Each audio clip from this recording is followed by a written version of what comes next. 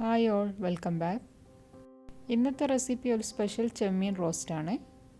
നല്ല ടേസ്റ്റും അതുപോലെ പെട്ടെന്ന് ഉണ്ടാക്കിയെടുക്കാൻ പറ്റിയ ഒരു റെസിപ്പിയാണിത്. അപ്പോൾ ഇതെങ്ങനെ ഉണ്ടാക്കിയെടുക്കാൻ നോക്കാം.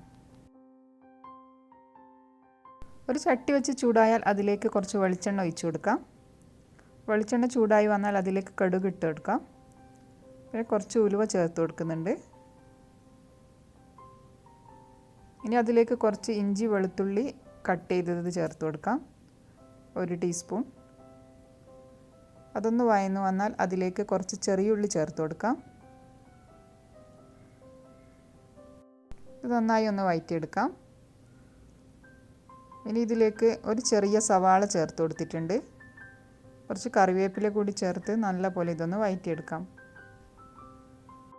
പെട്ടെന്ന് വഴന്ന് കിട്ടാൻ ഇതിലേക്ക് കുറച്ച് ഉപ്പ് ചേർത്ത് കൊടുക്കാം.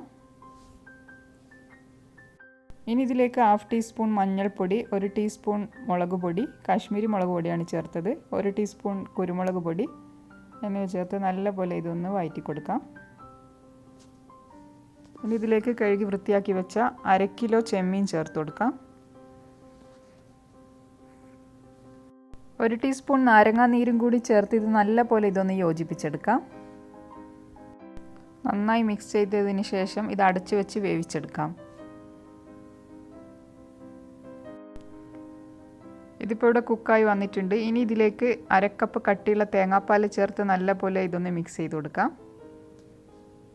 ഇനി ഇത് ഹൈ ഫ്ലെയിമിൽ വെച്ച് ഇതൊന്ന് ഡ്രൈ ആക്കി എടുക്കാം.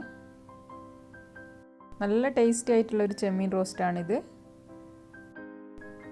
വലിയ ഉള്ളി എടുക്കുന്നതിന് പകരം 1 കപ്പ് ചെറിയുള്ളി എടുത്ത് ഉണ്ടാക്കിയെടുത്താലും നല്ല ടേസ്റ്റാണ്.